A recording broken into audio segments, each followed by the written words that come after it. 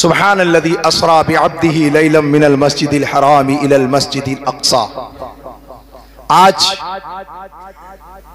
फिलिस्तीन का मामला है। हम वहां तलवार तो नहीं उठा सकते ना, बम बारूद लेके तो नहीं जा सकते, कम से कम अल्लाह वालों अपने दोनों हाथों को तो हम उठा ही सकते हैं ना। आज हमें यह मालूम करना है कि फिलिस्तीन के लिए आखिर फिलिस्तीन की माओ ने अपने बच्चों को क्यों पाल रखा है, क्यों तैयार करती हैं। तो गौर से सुनना, हजरत मूसा अलैहिस्सलाम का मस्कन भी फिलिस्तीन, और बोलो हजरत इब्राहीम अलैहिस्सलाम की जमीन भी फिलिस्तीन, हजरत सुलेमान अलैहिस्सलाम के दारुल सल्तनत भी फिलिस्तीन। मेरे आका सल्लल्लाहु ताला अलैहि वसल्लम ने जहां तमाम नबियों की वो इमामत फरमाई, वो जगह मुसल्ला भी बैतुल मक़दिस है। सुभान अल्लाह, सुभान अल्लाह। तो अल्लाह के प्यारे रसूल सल्लल्लाहु ताला अलैहि वसल्लम से सवाल किया गया, या रसूल अल्लाह, सबसे पहले अल्लाह तबारक व तआला ने किस मस्जिद की तामीर फरमाई? तो अल्लाह के रसूल सल्लल्लाहु अलैहि वसल्लम ने फरमाया कि सबसे पहले मस्जिद बनाई गई है, खाने काबा बैतुल हराम को बनाया गया है। उसके बाद में कौन सी? तो उसके बाद में बैतुल मक़दिस को बनाया गया है। और सुनो एक बात को, बैतुल मक़दिस सब कुरान नाजिल से होने से पहले बैतुल मक़दिस का नाम बैतुल मक़दिस था, लेकिन जब कुरान नाजिल हुआ तो अल्लाह ने उसे मस्जिद अक़सा का नाम दे दिया। अब मस्जिद अक़सा हमारा क़िबले अव्वल है। क्या है, क्या है भैया? 17 महीने तक, मतलब के बोलो 17 महीने तक मेरे आका सल्लल्लाहु ताला अलैहि वसल्लम मस्जिद अक़सा यानी बैतुल मक़दिस की तरफ नमाज पढ़ते, मुंह करके क़िबला उसको बना करके करते। सुभान अल्लाह। लेकिन अल्लाह ताला फरमाता है, वला सौफ़ युअतीका रब्बुका फतरदा, ए महबूब हम आपको इतना देंगे कि आप राजी हो जाएंगे। तवज्जो से सुनना, थोड़ी देर बाद अल्लाह के रसूल सल्लल्लाहु अलैहि वसल्लम ऐन हालत नमाज में है, दिल में तमन्ना है, मौला मौला मौला क़िबला बना दे, क़िबला बना दे। किसे बना दे? खाने काबा को। कद नरा तक़ल्लुब वजहिका फिस्समा फलनुवल्लियन्नका क़िबलतन तरज़ाहा फवल्लि वजहका शतरल मस्जिदिल हराम। इसका मफ़हूम यह है, अल्लाह के रसूल बार बार दिल में तमन्ना लेकर रब की बारगाह में अर्ज़ कर रहे हैं। अल्लाह फरमाता है, महबूब हम आपका बार बार आसमानों की तरफ चेहरा उठता हुआ देख रहे हैं। महबूब आप अपना चेहरा बैतुल मक़दिस से फेर कर बैते हराम की तरफ कर लीजिए। अये मजल के बोलो सुभान अल्लाह। ऐन हालत नमाज में मेरे आका सल्लल्लाहु अलैहि वसल्लम ने क़िबला बनाया खाने काबा को। अब मैं आपको बताना ये चाहता हूँ, आज बैतुल मक़दिस में चारों तरफ से इजराइलियों का हमला है। हमारे हिंदुस्तान में कुछ लोग हैं अपनी नापाक साजिशों के तहत उस जो है गलत नुत्फे का साथ देने की कोशिश करते हैं, जिसने जिंदगी भर फिलिस्तीनियों का जीना हराम कर दिया है। तकरीबन 70 साल हो गए, फिलिस्तीनियों को मारते भी वही है, फिलिस्तीनियों को काटते भी वही है, और दुनिया कहती है ये इजराइल हक पसंद है। लेकिन याद रखो, उन्हें मालूम नहीं है इस्लाम की फितरत में कुदरत ने लचक दी है, जितना ही दबाओगे उतना ही ये उभरेगा। आज से नहीं, आज से चला रहा है मजहब इस्लाम को मिटाने की बेजा कोशिश। बदर से लेकर खंदक तक, खंदक से लेकर मौता तक, हुनैन तक, उहद तक, करबला तक, सारी जंगों में यही था, इस्लाम मिटा दिया जाएगा, इस्लाम को पनाह कर दिया जाएगा।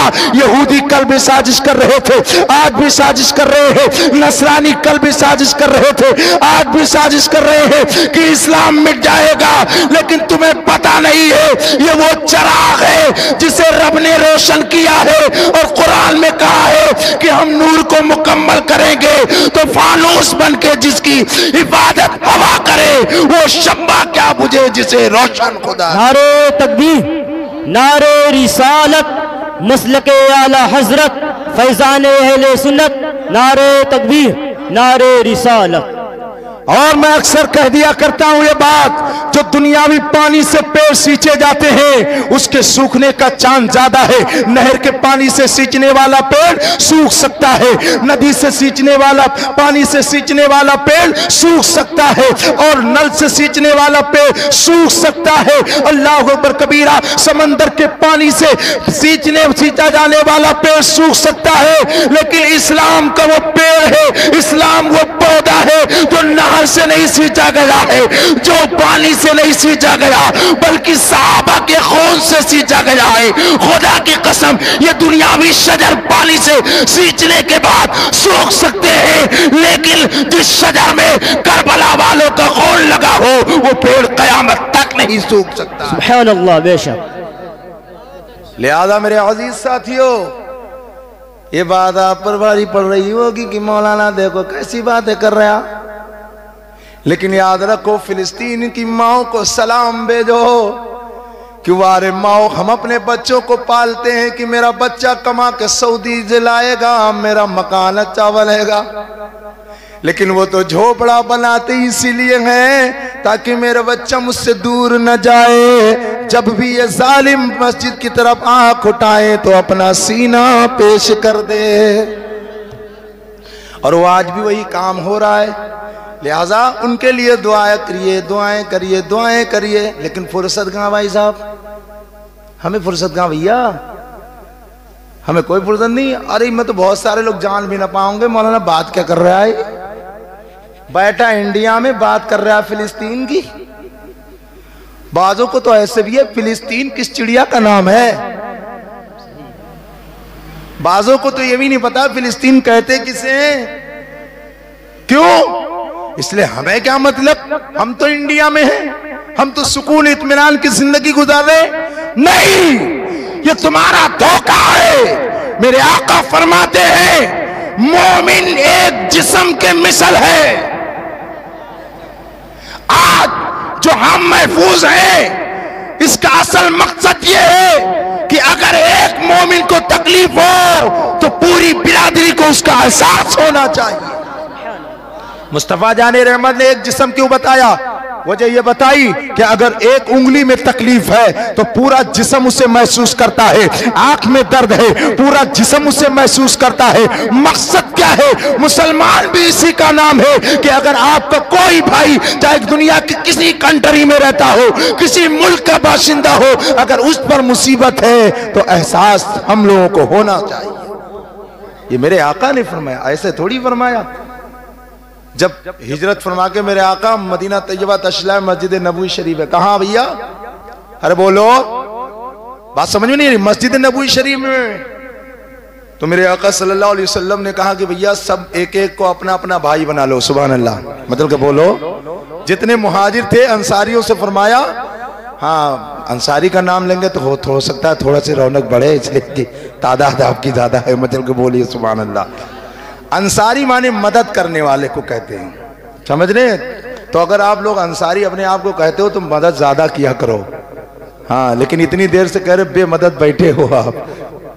हाँ, किसी तरह मदद नहीं हो रही है, ना सुभान अल्लाह के जरिए हो रही है, ना माशाअल्लाह के जरिए, मतलब के बोलिए सुभान अल्लाह। सुभान अल्लाह, बेशक। अंसारी सहाबा को मेरे आका ने फरमाया जितने मुहाजिर आए हैं, अरे मस्जिद नबवी शरीफ में मेरे आका फरमाते एक को ले लो।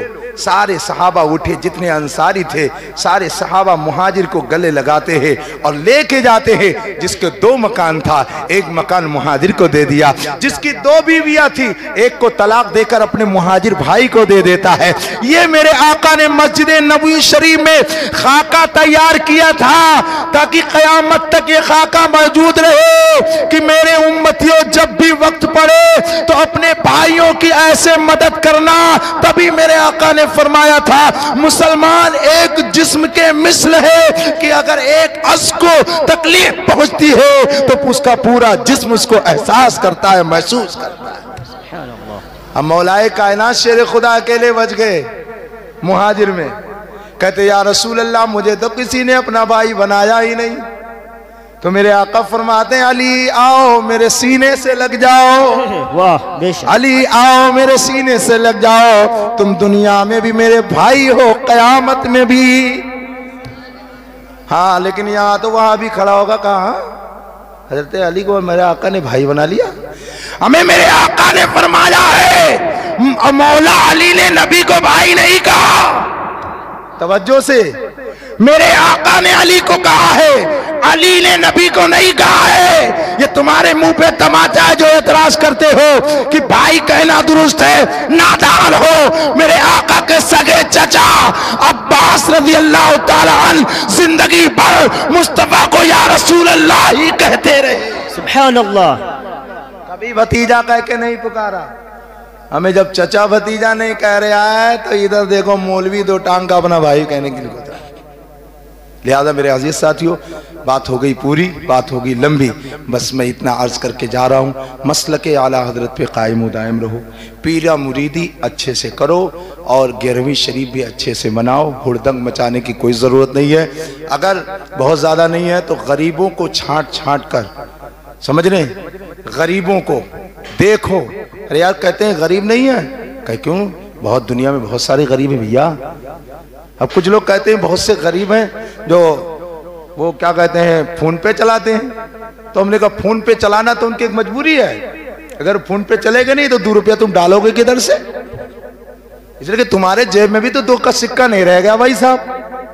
आप कैशलेस हो गए ना, तो जाहिर सी बात है उसके पास भी मजबूरी है बेचारा, कहीं ना कहीं 2-4 हजार करा करके अपना ये सिस्टम फिट किया है।